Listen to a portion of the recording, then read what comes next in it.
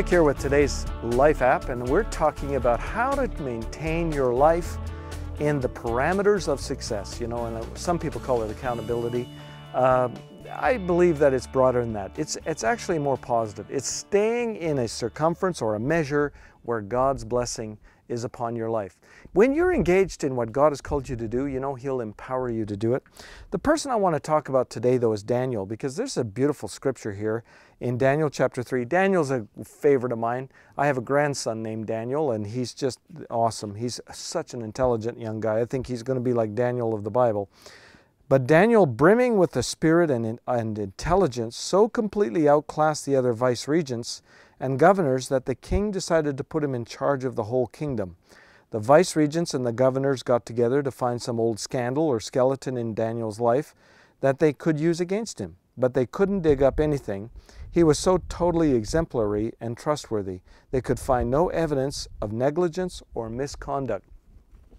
This really is an example of a young man who really kept himself inside the measure of God's blessing. And it isn't that we aren't free to go beyond that.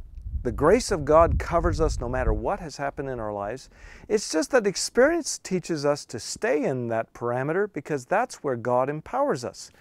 Daniel was a perfect example, and if you probably are familiar with these scriptures of Daniel because it talks about his excellence of spirit and you know, but Daniel, if you have to think, was a captive.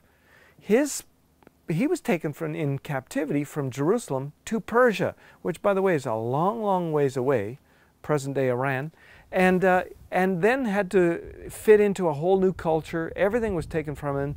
The city of Jerusalem, the temple, everything was destroyed. So you can understand just where this man really was in terms of his mindset.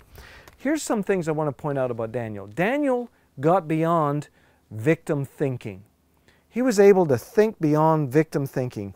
He was, you know, I mean, really, how many people that you run into every day that have this kind of mindset? They're victims. They think that, you know, everyone owes them something, and if something has gone wrong, then, you know, they didn't deserve that. I've heard people say, well, I did everything right, well, I didn't deserve this. Well, unfortunately, that's the way this world works. It's not perfect, that's for sure. And, you know, you can be an absolutely safe driver, wear your seatbelt and drive responsibly, and somebody on the other lane can be a DUI and he can be without, you know, seatbelts and can crash into your car, and you can have fatalities in your car and he walks away without injury. How does that add up? It does happen that way, and sometimes we end up in victim thinking because of it. But really, Daniel said, I'm not going to be a victim. Wherever I am, I can be blessed. And that's what we have to remember. God sends, maybe it's a bubble. God sends a bubble where if we stay inside that measure, inside that bubble, I don't know if that's the right name for it, we will prosper no matter where you put us. Take us out. Joseph's a good example. Joseph, you know, he was prospering in his father's home, and then he was taken captivity to Egypt and was placed into Potiphar's house as a slave. But it says he began to prosper. Next thing you know, he's in charge of the whole household. Then things go sideways there for him. He could have been a victim, but no, he goes to prison. What do you find about him in prison? Again, he begins to prosper because he realized, wherever I am, the blessing is on me.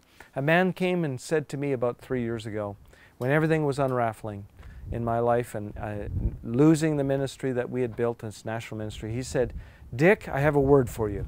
This man's name is Curtis. He's from Sudbury, Ontario. He drove 8 hours to give me this word. He said, Dick, I have a word for you. The blessing's on the well digger, not the well. The focus that God has is on you and the favor and blessing He has on your life. If you get above that, you will be a success. That's today's Life app.